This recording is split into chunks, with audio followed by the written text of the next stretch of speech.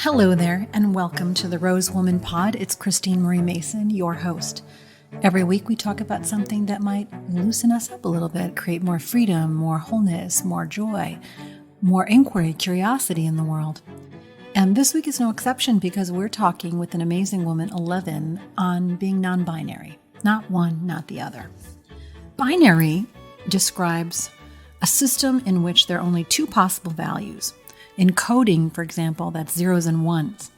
The term kind of refers to any encoding system in which there are exactly two possible states. An on-off switch would be an example of this.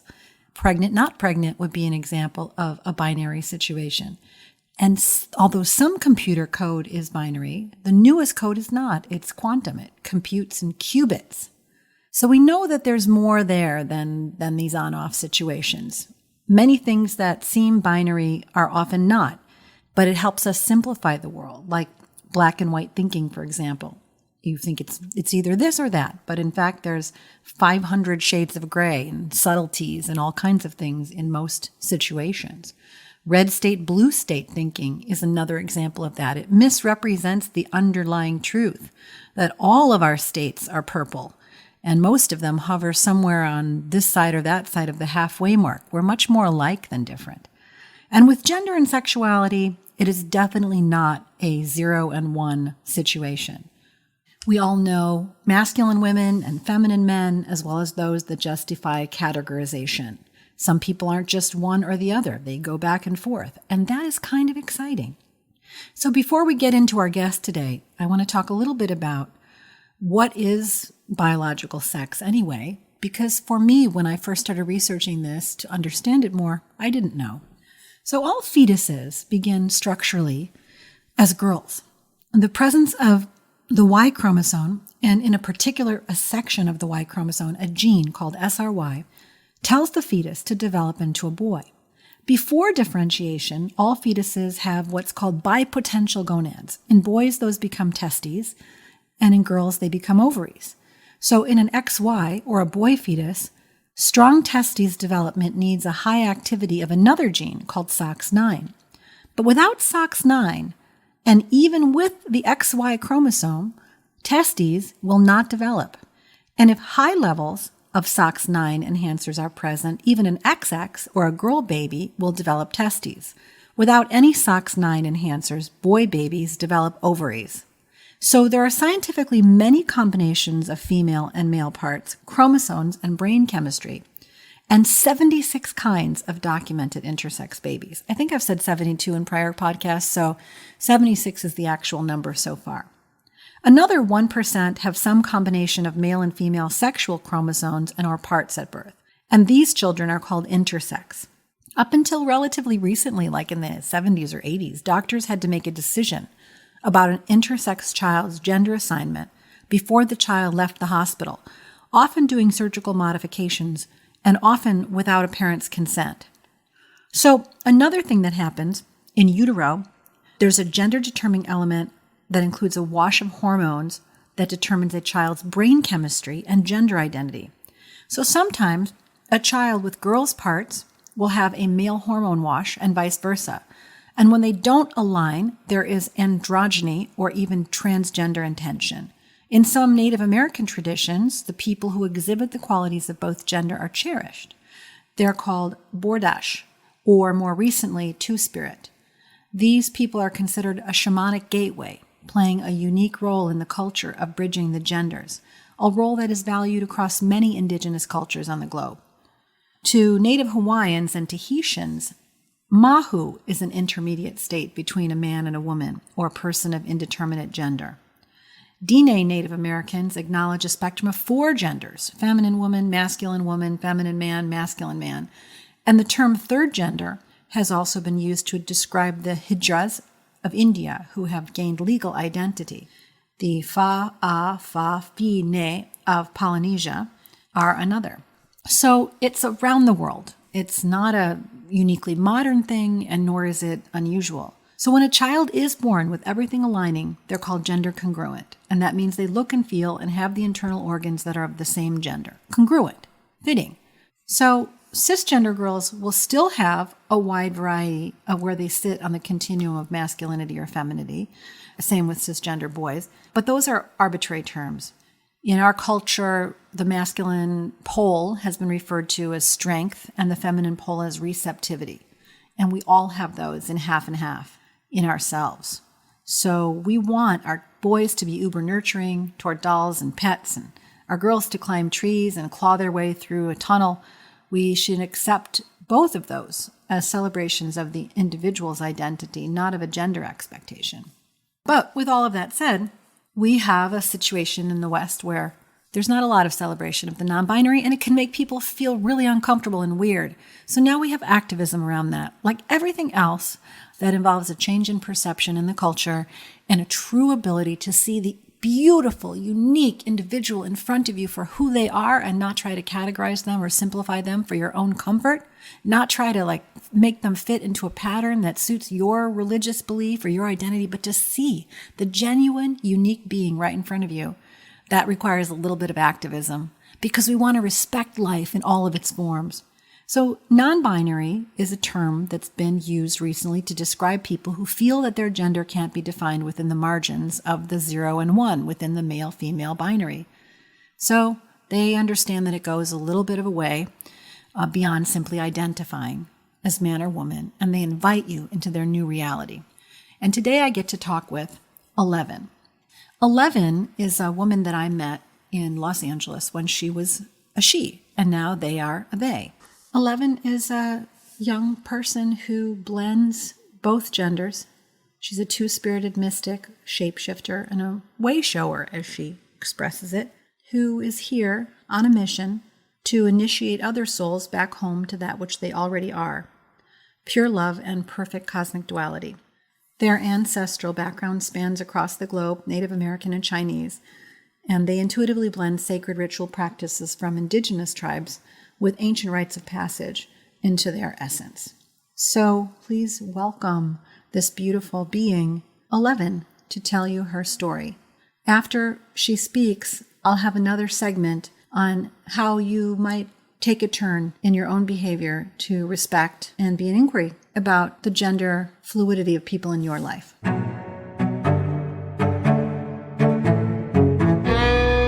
I was fascinated. You had such an attractive force to you when I met you in Venice, and just so much charisma and power, and you've been on such a beautiful journey. So I'm really happy to get the chance to hear more of your story and then share some of your ideas on embracing authenticity, gender, sexuality, and what's up in the world with all of that stuff. So maybe we could start with just some term definition. Gender versus sexuality for people who are absolutely new to it. How do you see that? How do I feel that is what I'm asking more these days. Just learning to feel in my body, coming from a place of the infinite, right? So I think for me, sexuality has always been so fluid ever since I was very young. I just always found myself being such a lover of people, and I grew up in a very conservative Christian home, so that wasn't always affirmed. And so my journey has been unique because I've just kind of been a boundary pusher and sacred rebel in that. So I think sexuality is a large topic, of course, only always. And then gender is an even larger one. And so you've gotten to see kind of very close by this transformation, this metamorphosis happen. And it was coming through basically when we were neighbors in Venice. And it started just coming through, and I just started realizing, wait, what is gender? What does that mean? Like, I know that we have this beautiful physical body of bone and blood, but I also know that this is also an illusion in a way, right? It's a filter. It's a soul suit. And so I just started asking questions. It really started with inquiry, and I'm still in that. And I always like to say that I'm a student of the human curriculum.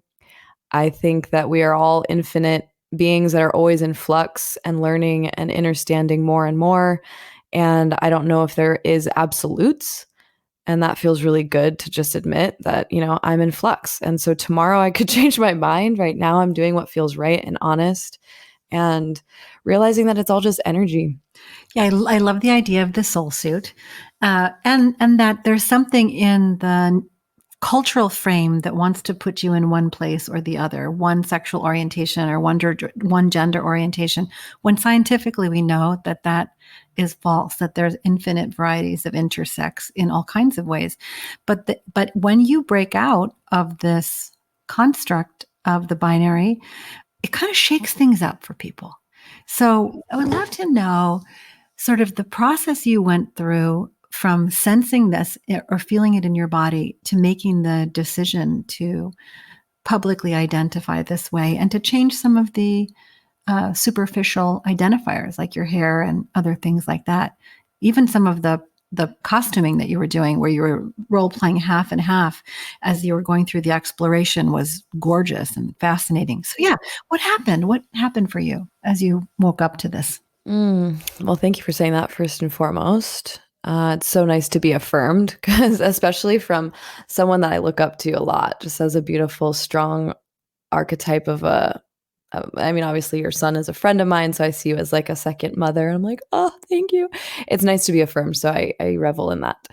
I think for me, I started just becoming quite intrigued by other beings that were quite balanced in their energies. And I always have been. I started kind of exploring through dating in that realm and dating more androgynous beings in my early 20s and then I think we're all just very attracted to androgyny, right? I think that's kind of goes without saying. A lot of us are, not everybody. I don't want to generalize, but I think I just started becoming intrigued and then I started asking myself, well, why? So I kind of doing like gestalt type things in my journal and I was going, well, why? Like what is it about that? Why am I so entranced by some of these beings? Is it that I want to be with them or do I want to just be that because they represent liberation and freedom because they are just like, screw that, middle finger to the world. And I started realizing that was more true. I was like, I actually just am so afraid because I've stepped into this full goddess archetype, being in the beauty industry for a long time and just getting affirmed, for the outside exterior and the ornamental of it. And I was just tired. I was tired and I just didn't want to have to uphold that anymore. And I just realized I was like, okay, I actually think I might be stepping into, non-binary was the language that actually came first. And so I had other friends that were identifying or, speaking to that. And I started meeting with them and just having conversations. And then I started working with my therapist and I was in a partnership at the time actually with a woman and it wasn't landing at all. In fact, it was excruciating. If I'm going to be super honest, it was excruciating because it was like being affirmed by people that had walked that path. And then the others were confused, conflicted, the idea of this archetype Lynette Sine that I had built, for people that I was in business with, my family and my intimate partnerships. It was a grieving period and including myself, right? I was grieving as well because I was going, I don't know if this is honest anymore. Just one thing to like complete this thought. I was raised by magician parents. And so my dad always affirmed alter egos. He's built alter egos that are very successful and show up in the world. So in my playful sort of way, I kind of just started messing with that and being like, okay, well, this is an alter ego. That makes me feel honest. So like, fine, if I'm just going to put it in that category for whatever makes you feel comfortable, you guys, I've been in inquiry around a lot of this. And it's been actually this weekend, 11 will be 1 year old, like meaning that I've been walking in the world as 11. And some people call me Elle. My previous name was Lynette. So Elle, just people called me Elle anyway. So sometimes that makes people feel, and it's not my job to make people feel comfortable. I'm learning, of course. And I also recognize that there's grace for people in their process as well. So some of my friends and family are like, Elle feels good. I'm like, okay, great. Elle feels good for me too. I'm fine with that. I do introduce myself as 11 because it's a fun pattern interrupt and I love it. Having a good time. But yeah, that's kind of where it all started to unravel. So you're going through this process and you're exploring it. I love this idea that are you attracted to non-binary or androgyny and others. Like I find that people who balance masculine and feminine energies in their bodies are super attractive because they feel safer. They're like strong enough to hold their identity and soft enough to be receptive. With or without the costumey aspects. But when you decided to do this, one of the things that was most moving is that you actually involved your community. It wasn't like an isolated thing. You said, I'm going to make this, and crafted a whole ceremony and ritual around it. And what was that like? What was that about? How did you approach people, and what was their general reaction?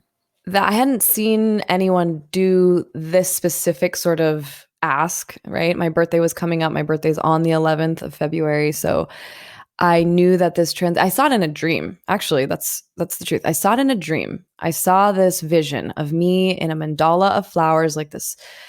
And there was people surrounding me. In my dream, I was live streaming it. And I'm just a provocateur. I love to share the process. I've got nothing to hide. So I'm like, I've just always been kind of that way.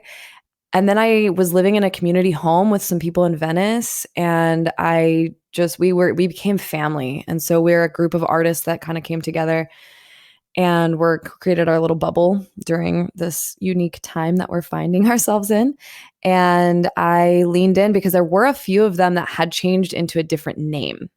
Now they hadn't stepped into an entirely new, frequency of, I had a gender reveal party to say I wasn't doing the gender thing.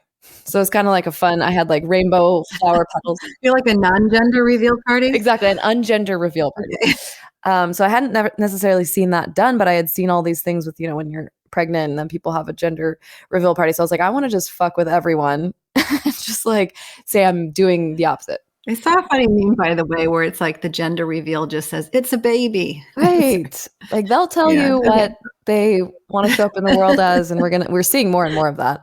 So and I just smile, and I just got pictures in my phone yesterday from a family member, saying, oh, they're having a girl. And I was like, sure. And I just smile because people are in their process, and I celebrate it all. Okay. So you had an ungender reveal, and then you went and spoke to your community keep going. Tell me that story. I love that. Yeah. So I just said, hey guys, this is what's coming through. This is what I'd like to do. Are you guys down to help me create a ceremony of sorts? And I had such an overwhelming response of positivity and love. And they held me through that. I literally felt like Neo in the Matrix coming out of that little pod, because it was so many initiations, right? Like my divorce had been was being finalized that year.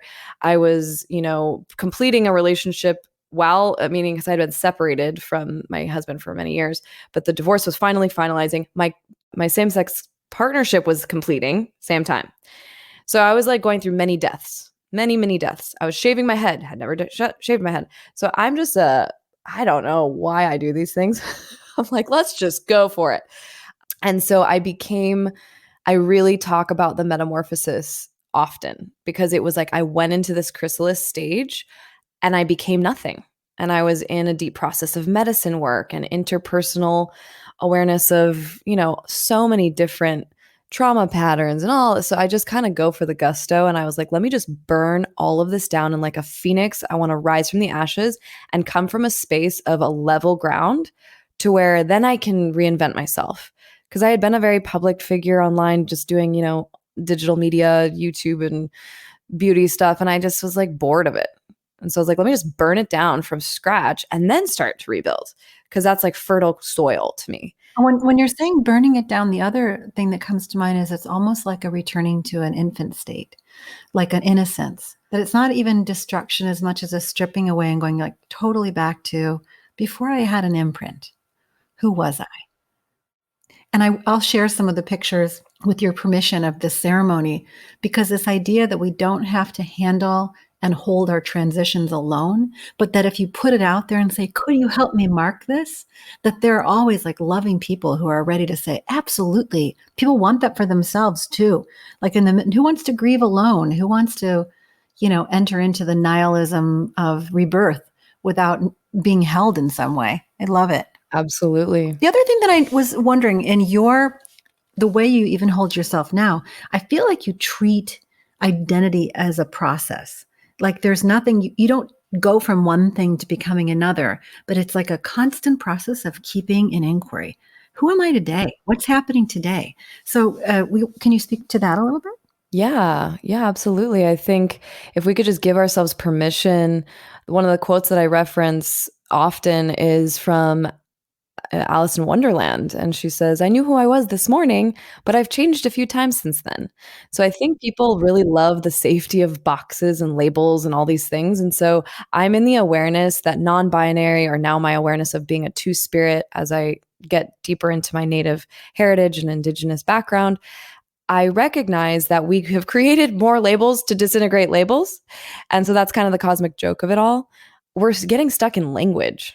You're right. It is coming back into this infinite space. And so I recognize, though, that in this radical act, it's allowing people permission. And that's, I think, all that we ever want, right? Is just to be permission to just trial and error and just try it out and see what happens. And if you look at a lot of the archetypes in our world that are seen as some of the greatest artists of all time, how many times have they shown up as one thing and then shifted? And, it's really, a beautiful thing to watch people in their process. So that's why I love to share. Yeah. And you started out by saying, I'm feeling it. I'm feeling into it. So if someone's beginning a journey of finding an authentic self in the moment, what are some techniques that you use to feel that or to notice that in yourself? And I know that you guys can't see the visuals here, but I close my eyes a lot. And so I remove that sense because I tend to be a lot in my mind. And so just removing that alone, you just start to hear your own voice process. And then who is that voice? So to find the you behind the you, quit looking at the avatar, the outside filter, the skin suit, this beautiful body that you're in, and just close your eyes and start listening to what's coming through. And whether that be, actually just verbally processing, I'm a huge verbal processor, or my journal is also my safe space. So I just let my hand go and I journal it out, and then I reference back and I see what's coming through. And I know that that's spirit channeling through me, the avatar of, what once was called Lynette Sine, now is called 11, but it's all just spirit. And so when we can see it all and trust it all, there's so much more peace and harmony in my experience. I love that. Then what happens for me is that sometimes I'll see that, and then there'll be an editorial filter that goes, don't make that change. You're just rocking the boat. Everything's going pretty well right now. Why don't you just stay where you're at and take a deep breath, and this impulse to change or follow that vision will pass. And I will recognize that resistance as fear. And then I wonder, are those fears justified? So maybe can you share what happened for you in your familial and social relationships, the range of responses that you got, and how you handle those when you shave your head and change your name and start identifying in a new way and sharing this idea that you're a fluid process, not a fixed identity. How did people respond to you? Yeah, I think it continues to be varied. I think I can tell the people that are very triggered are still deeply in their process. It's kind of, I get to learn to manage my own expectations of who I'm speaking to. I'm learning that more and more. And it's easier to do with friends than it is to do with family, I'm finding, because that idea to be accepted by my parents and my immediate family is deep, right? It's a genetic coding thing. It goes really deep. Whereas with friends, I'm like, well, I mean, the people that are kind of triggered, I've lost a few people along the way, and that's okay. And I've just been like, I recognize this is not an easy process because I'm triggering the identity alchemy in everyone else as I'm stepping into this. So I've just continued. I got me. That's what I know. So every day, this is what I say to people. How do you wake up every day and know that you got you? So a lot of tools that I use are speaking to myself in the mirror. So connecting with my own eye gaze, again, recognizing, I say it again, the you behind the you, not the story of Christine or 11 or whoever's out there listening. That's the story, and it's a beautiful one, and it's an important one. It's not to take away, but who is the you behind the you, right? Just the self with a capital S. Right? We're source energy, and we are spirits living in a human experience, not the other way around. And I think we get really lost in, the stories. It's easy to do. We're going through a really deep upheaval right now. And so there's, of course, a tenderness that gets to happen, but also just an awareness that needs to come online, that gets to come online, that is coming further online. right now, and it's exciting, and it's a deep process, and I feel so humbled. So just I just want to again say thank you for giving me the opportunity to exercise just what's been coming through, because it feels so nice to share. It's beautiful. I love it that you're doing it. I want to go back to this piece of like when someone else is triggered, like triggering the identity alchemy in the other person, I think is what you said. So what is it?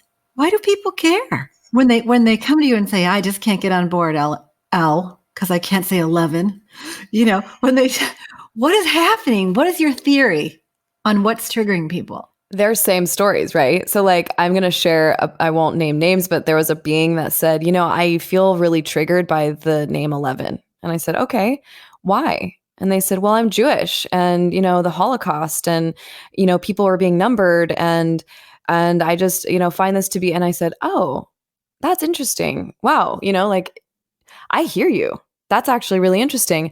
I'm not going to not go by 11. So like I was born with 11 toes. Like this number is actually very important to me for a variety of reasons, but you're making your story and your trauma kind of about me, in which it's not. So I hear you and thank you for sharing, but that's really not my stuff to carry. So, so there's a variety of reasons. And that was actually a really fascinating one to hear. Mostly people love it. So it's the rarity that don't. But I did have a friend recently go, he was still calling me Lynn. He's like, hey, Lynn, how's it going? Because that's what my good friends used to call me. And I was like, hey, yeah, no one really calls me that anymore. But I mean, you can call me Elle. And he was like, okay, cool. Yeah, it's just so interesting. He hadn't seen me in years. So I'm just learning to I'm not easily offended. I wouldn't be doing this if I was. So, I'm like, I'm dancing the line between having my own boundaries, not needing to ask for permission, and also not trying to accommodate and be a doormat for people. And so it's a really interesting choreography, Christine. I'm learning. It's like very compassionate, actually. It's like, oh, that's so sweet. Thanks for sharing your story. And also, this is what I need. What about your parents? That piece is like, I mean, you said they were magicians, but you also said you had a Christian upbringing. And I wonder, how's that hanging? Or how are they feeling about that? How are you holding them, more importantly? Like, there's a sense sometimes of like, they're my family. I forgive them. I'm just with them in wherever they are in their process. We're bonded. But how is it for you? My dad actually passed away not too long ago. He passed away in August. So I had already been 11 for, I don't know, a few months. But that was a deep process to kind of share with him. I was like, hey, dad, like I'm taking this alter ego thing to another level. We have the Magi codes. So he and I would look eye to eye. And again, we got beyond the stories of who we were and we understood archetypal awareness in story. So I think he and I understood each other in a way that there are no words. I did see some YouTube watch history that he was watching, like kids can't choose their gender type thing. So like I think the 11 thing was palatable. That was fine. But then like the whole I'm now actually saying I'm not a genderless being. I mean, that's for baby boomers, for people that are kind of, again, I have so much to share on that. But my mom, we don't really, it's so challenging. So we don't talk about it a lot. I do my best to kind of share from my process, but there isn't a lot of questioning. So I don't feel safe to really explore through that because it doesn't feel like a safe space. So I've just, again, managed my own expectations. I show up how I show up in my life. And I don't really need to try and continue to explain myself, especially when there's not inquiry. So it just feels like many things. But we've gotten to a place of just coexisting and loving each other and not really needing to understand each other fully. There's a piece in this, the sacred rebel, the trickster, the magic codes. There's a role of that in the society by itself. Like just putting yourself in that position where your family or your friends don't know what to say or don't know what to ask is a provocative role throughout history. How did you get to be so strong?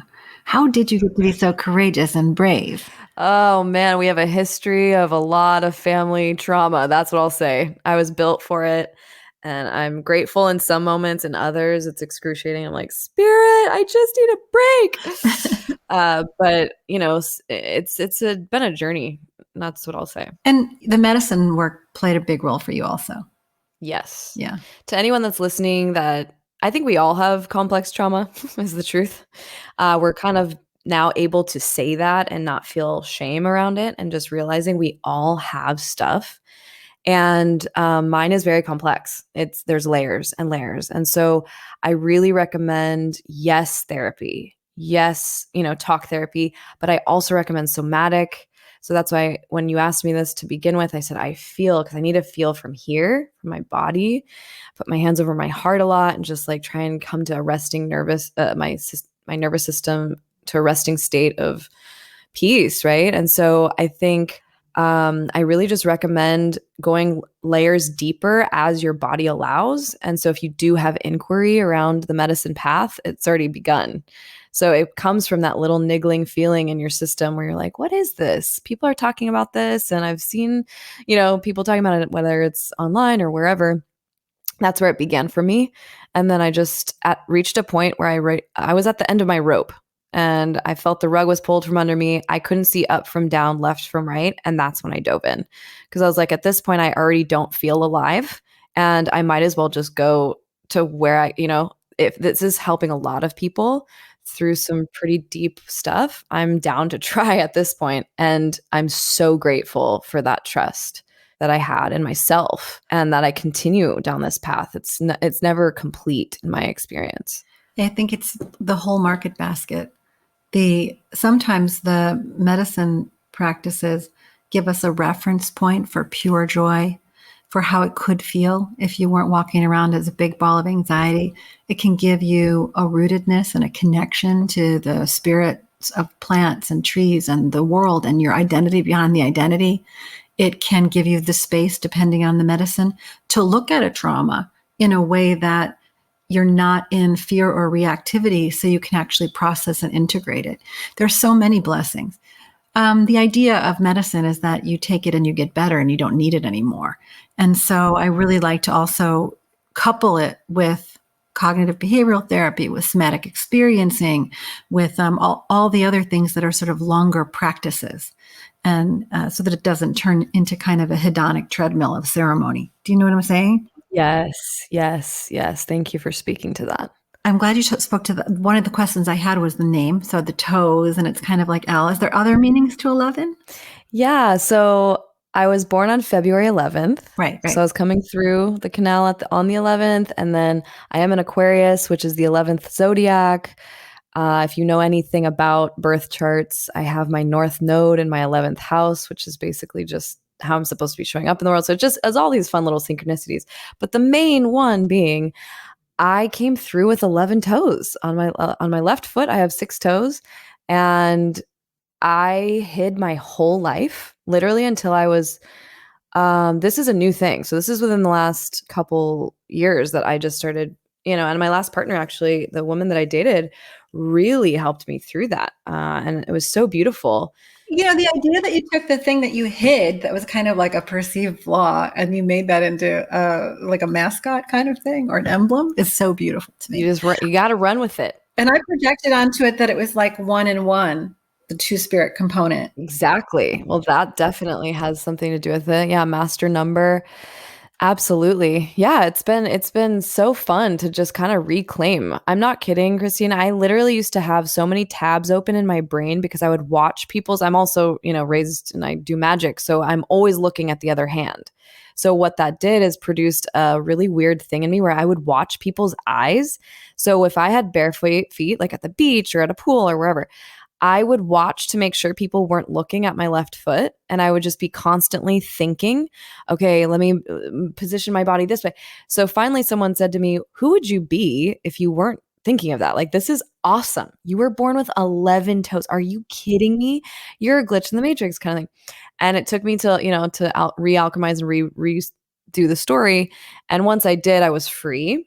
And then it became, like this whole tunnel of like, now it's a children's book that I'm channeling and called Twinkle Toes. And now it's given me this really interesting inspiration to find other glitches in the matrix. Anybody that has any sort of something different, right? You're born different are my people. I love them. I'm like, yes, you get it. Even if it's something so subtle. I saw a guy actually yesterday, my server at the restaurant had kind of like, or he had a white eyebrow, like normal color, but then like his left eyebrow was all white. And I just remember thinking, that's so cool. So we had a whole conversation. So it's just stuff like that. Like, it's just interesting. Whatever it is about you that makes you unique, that gives you your, what did you call it, a little glitch in the matrix? It's, your sparkle dust. So shine that out. That's a great message. I have a young friend. She's 16 and she's exploring her gender and she's not getting a lot of receptivity from her family. And she's exploring her sexual orientation. And there's a lot of complexity in it for her parents. Mm.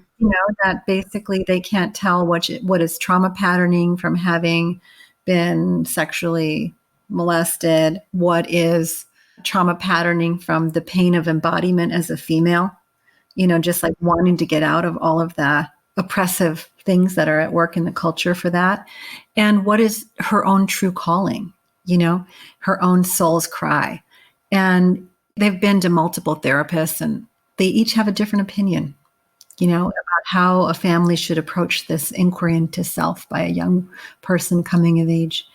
And what's your sort of take on that? Do you think someone in emerging identity knows enough? Or like, what's the sort of age of self-awareness on these kinds of questions? Yeah, this is something I've spent a lot of time thinking about. And a couple things come to mind.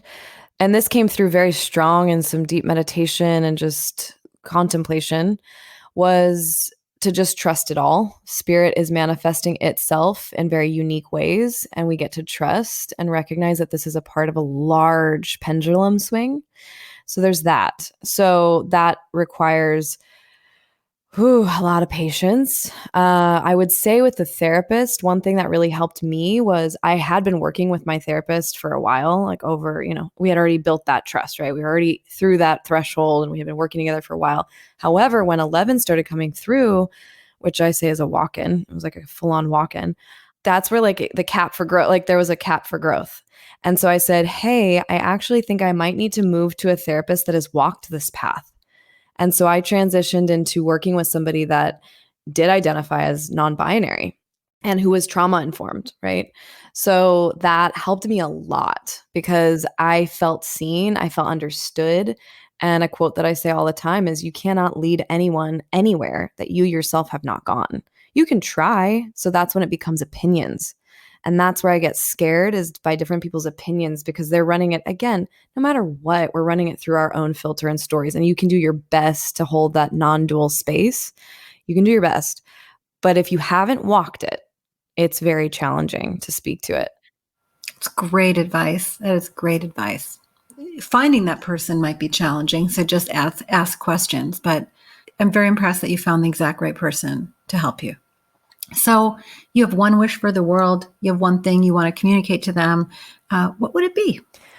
I would say just continue to, like the self-inquiry journey, just stay in that space, that curious, childlike awe and wonder. When we can stay there, that is where the magic lies. So I think just exploring, I've kind of been this little renegade, so I'll say it because I think it's important. If you have always been this woman that's like, I identify as a straight white woman from Nebraska, whatever, right? Fill in the blanks. Just start going, okay, so what would it look like if I don't know, maybe there is an interest in me to explore obviously within reason. I'm not trying to like wreck marriages here, but I'm just saying, like, why do we do these things? Why do we just automatically say, this is what it is? This is how we have to show up.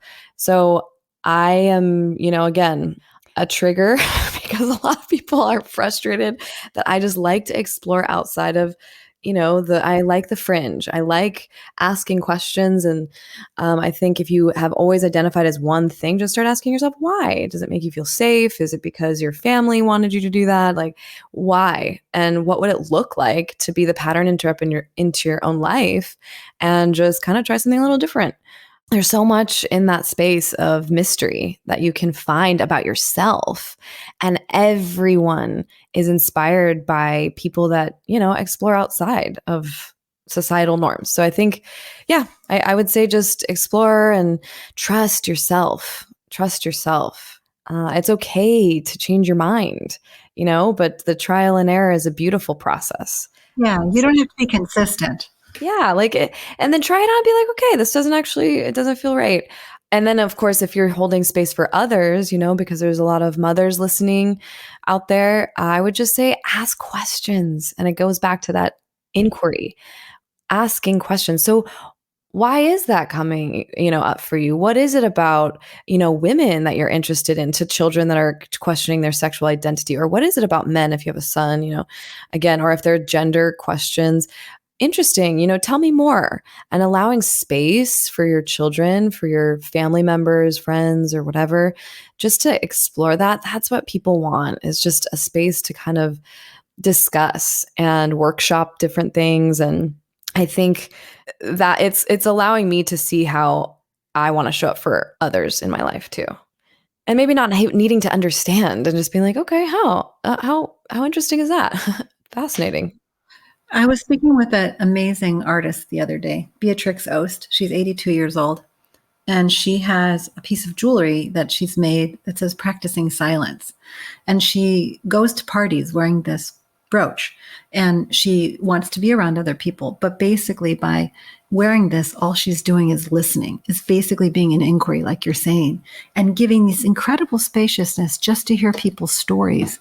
And you don't have to ask clever questions or good questions. Like you're saying, you can just say, tell me more. What does it feel like in your body? Tell me about that. About what interests you? That practice would change the world if you just allowed space for the people you care about to tell their stories and be themselves. It's beautiful. Absolutely. And then just recognizing too, it's God speaking to God to understand itself more. If you see the divinity in every single pair of eyes outside of your own, recognize, right? That's when the trust comes in, because totally. you're going, oh, spirit is manifesting itself in a unique way that's completely different than me, but I can trust that this is all in its perfect order. And that can be that's a deep space to get to. But Richard Rudd from the Gene Keys talks a lot about that. That's given me a lot of permission to he goes, trust everything, trust your sexuality, trust your inquiry, trust, and I'm like, yes. There's, just as a closing story, can I tell you about the time that I shaved my head? Please. I would love to hear. So I was really trying to, at that time, I was very identified as blonde, female, middle-aged white woman, sort of upper middle class. And my husband really liked it.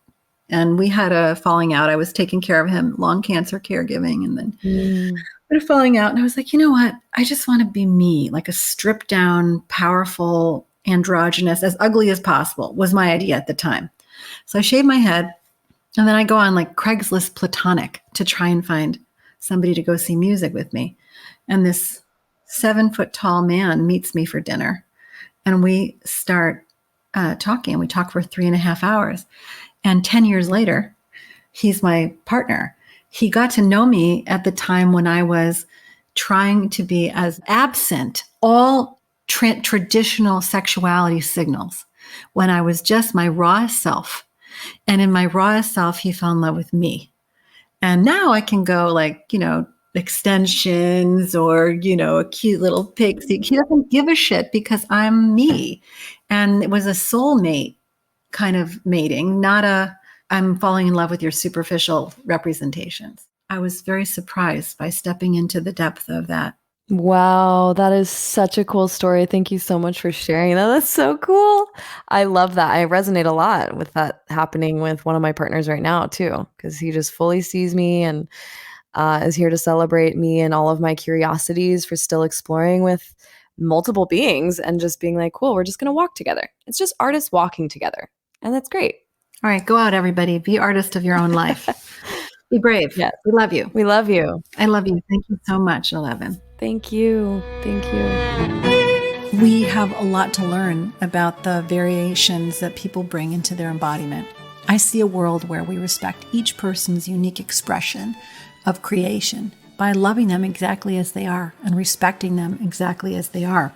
So if it makes you uncomfortable, just know that even if you don't understand non-binary or gender fluidity, it's okay. But you still have a sort of ethical and moral obligation, as we all do, to respect them and to respect their experience. So there are some simple ways you can do this. You can use the name a person asks you to use. One article I read says, don't go and ask them what their name used to be if they've changed their name. This is a choice that they're making to become their most essential self. So if you want to use their old name, it might not reflect their gender identity. So just respect the choice they're making. You often can't tell whether a person is binary or non-binary by looking at them. So you should probably just use the pronouns or the things that a person requests you to use. So if they say I'm a she or a he or a they, then just respect them and use it. Honor them in that way. Don't try to put them in your categories. If you don't know what pronouns people are using, then ask them what they prefer. As 11 said, be curious. Just be curious. Just be an inquiry about what it means to them. Talk to people to learn about who they are, what's driving them, what makes them feel safe and accepted. And if you're like me, marvel at the bravery that it takes to step out and be something authentic and different. To all of your most personal, deepest expression, to stepping out of the programming that is a costume that we put on because culture told us there was only one way to be, to your freedom and to the whatever perfect balance of masculine and feminine lives inside of you and those you love. Okay, come find me, the.rose.woman. Let me know what you think. Or at rosebudwoman, rosewoman.com for my intimate wellness company. We are here to change all the unhelpful stories and create more freedom in the body for every person born on planet Earth. So have a wonderful day being you.